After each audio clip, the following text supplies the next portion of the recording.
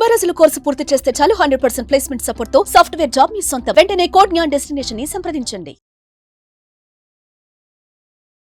నమస్తే, welcome to Suman TV. నేను మీ anchor సరి. మార్చ్ నెలలో ద్వాదశ రాశుల వారికి ఎలా ఉండబోతుంది, వారు ఎలాంటి పరిహారాలు చేసుకోవాలి, వీటి గురించి ఇన్ డీటెయిల్గా మనతో చెప్పడానికి వేదిక్ ఆస్ట్రాలజర్ ఉమా గారు ఉన్నారు. వారిని అడిగి తెలుసుకుందాం. నమస్కారం గురుగారు. నమస్తే అమ్మా. ద్వాదశ రాశుల వారికి మార్చ్ నెలలో గ్రహ సంచారం ఎలా ఉండబోతుంది? అందరికీ నమస్కారం అండి. ఈ మార్చి నెల అంటే ఈ మాసంలో చాలా మార్పులు జరగబోతున్నాయి. ఎందుకు అంటే ఈ నెల ఆఖరిలో, ఈ మాసం చివరిలో శని యొక్క ట్రాన్సిట్ జరగడం వల్ల కొంతమందికి ఏలినాటి శని లేదా శని దోషములు పోతున్నాయి, కొంతమందికి శని దోషాలు పట్టబోతున్నాయి ఈ మాసం చివరిలో.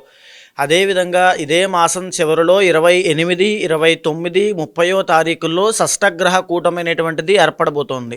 దానివల్ల ద్వాదశ రాశులకి 12 రాశుల మీద కూడా ఈ యొక్క ప్రభావం అనేది తీవ్రంగా పడబోతోంది. ఐదర్ పాజిటివ్ అయినా నెగిటివ్ అయినా ఖచ్చితంగా పడుతుంది. దాని గురించి డిస్కస్ చేసుకోవాలి అండ్ దాని గురించి తగిన జాగ్రత్తలు కూడా చెప్పాలి. అదేవిధంగా ఈ మాసంలో రవి యొక్క ట్రాన్సిట్ కూడా మార్చి 15వ తారీఖు తర్వాత జరగబోతోంది. మార్చి 15వ తారీఖు వరకు కుంభంలో సంచరిస్తున్నటువంటి రవిగ్రహ సంచారము 15 తర్వాత మీనంలోకి ఎంటర్ అవ్వబోతున్నారు. కాబట్టి దానివల్ల కూడా కొంత మార్పులు అనేవి ఉద్యోగరీత్యా, పదవి యోగాల రీత్యా ప్రతి రాశికి కొన్ని మార్పులు జరగబోతున్నాయి. అయితే ఈ మాసము గ్రహ సంచారము చూస్తే వృషభంలో గురుగ్రహ బృహస్పతి సంచారము, మిథునంలో కుజగ్రహ సంచారము, కన్యలో కేతుగ్రహ సంచారము, కుంభంలో రవి శనుల యొక్క కంజంక్షను. రవి మార్చి 15 వరకు మాత్రమే కంజంక్షన్లో ఉంటారు, ఆ తర్వాత మీనంలోకి వెళ్ళిపోతారు. మీనంలో చంద్ర, శుక్ర, రాహు, బుధుల యొక్క సంచారం నడుస్తోంది. తులారాశి వారికి ఈ మార్చ్ నెలలో ఉద్యోగపరంగా, ఆరోగ్యపరంగా, వ్యాపారపరంగా, వివాహపరంగా ఎలా ఉండబోతుంది, వారు ఎలాంటి పరిహారాలు చేసుకోవాలి గురుగారు? ముఖ్యంగా ఈ తులారాశి వాళ్ళకి ఈ మాసంలో, మార్చి మాసంలో 4 గ్రహాలు యోగిస్తున్నాయని చెప్పచ్చమ్మా. అది కూడా 4వ గ్రహం అయినటువంటి రవిగ్రహ సంచారము వీళ్ళకి మార్చి 15వ తారీఖు తర్వాత నుంచి రవి బలం అందుతుంది. మార్చి 15 వరకు కూడా వీళ్ళకంత గొప్ప యోగదాయకమైనటువంటి రవి బలం ఏమీ లేదు. అయితే ఒక్కొక్క గ్రహం గురించి మనం డీటెయిల్డ్గా మాట్లాడుకుంటే ఈ మార్చి మాసంలో పంచమ స్థానంలో రవి శని యొక్క సంచారం నడుస్తోంది. దీనివల్ల విపరీతమైన ధన వ్యయము, ధనము వెళ్ళిపోవడం తప్ప రావడం అనేటువంటిది వీళ్ళకి ఇప్పుడు కనబడడం లేదు.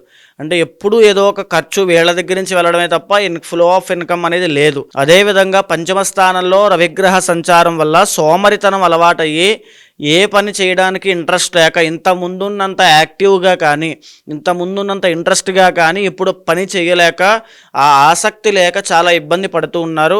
అదేవిధంగా పంచమ స్థానంలో రవిగ్రహ సంచారం వల్ల అనారోగ్య సమస్యలతో ఇబ్బంది పడుతూ లేదా ఫ్రెండ్స్ వల్ల మోసపోయేటువంటి అవకాశాలు కనబడుతున్నాయి.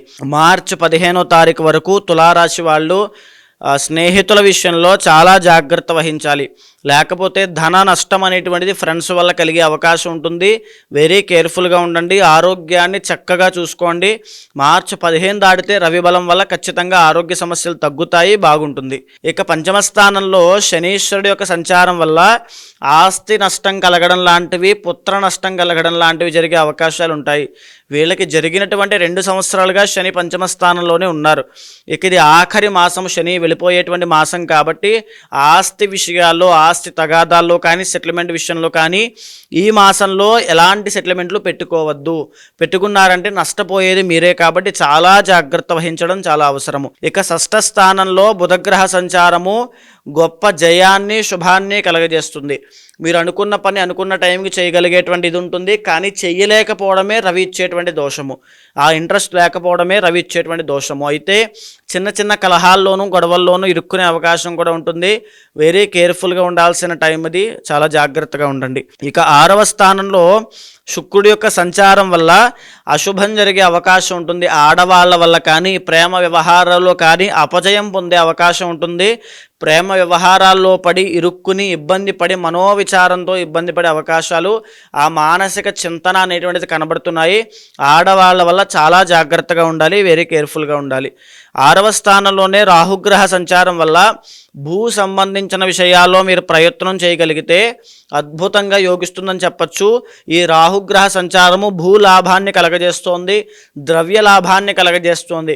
ఏదైనా వస్తువులు కొనుగోలు చేసే అవకాశం ఉంటుంది. మంచి సుఖాన్ని అనుభవించేటువంటి శుభయోగాలు కూడా ఈ రాహు ఇస్తున్నాడు. కాబట్టి తులారాశి వాళ్ళకి రాహు బలం చాలా బాగుంది.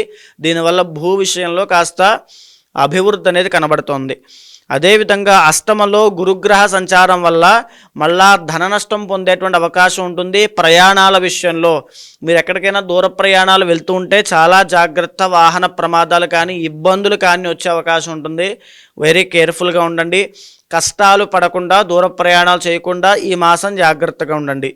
భాగ్యంలో కుజగ్రహ సంచారం కూడా అనారోగ్య సమస్యలకి, అంటే ఏదో ఒక మనోవిచారము కానీ, లేకపోతే డెంటల్ ప్రాబ్లమ్స్ కానీ, స్కిన్ రిలేటెడ్ ఇష్యూస్ కానీ, ఫీవర్ కానీ, బాడీ హీట్ విషయంలో కానీ, లేక డైజెస్టివ్ ప్రాబ్లమ్స్ కానీ ఇవన్నీ వచ్చే అవకాశం ఉంటుంది. వెరీ కేర్ఫుల్గా ఉండాలి.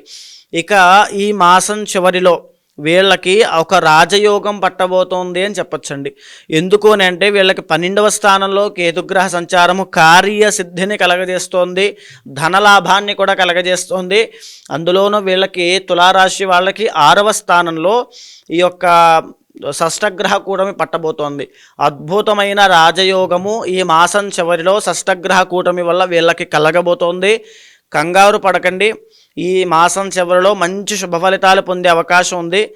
అయితే జాగ్రత్తగా ఉండాల్సింది మాత్రము రవి బలం లేదు కాబట్టి ఆరోగ్యం పట్ల ప్రత్యేకమైన శ్రద్ధ చాలా అవసరము. అయితే ఈ షష్టగ్రహ కూటమి అనేటువంటిది తులారాశి వాళ్ళకి 6వ స్థానంలో పట్టడం వల్ల 6వ స్థానంలో ప్రతి గ్రహము యోగిస్తూ ఉంటుంది. కాబట్టి ఈ యొక్క రవిగ్రహ సంచారమైన, బుధగ్రహ సంచారమైన, తరువాత రాహుగ్రహ సంచారమైన, ఈ యొక్క చంద్రుడి యొక్క సంచారమైన అద్భుతమైన యోగము.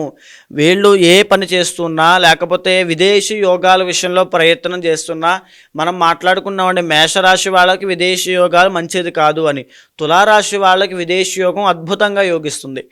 అదేవిధంగా వీళ్ళు చేసేటువంటి పనికి, కష్టానికి తగిన ప్రతిఫలము, ఆ ధన లాభములు, స్వర్ణ లాభములు, భూలాభములు, వస్త్ర లాభములు, వస్తు లాభములు, వాహన లాభములన్నీ కూడా ఈ మాసం చివరిలో వీళ్ళు అందిపుచ్చుకునే అవకాశాలు చాలా ఎక్కువ ఉంటాయి.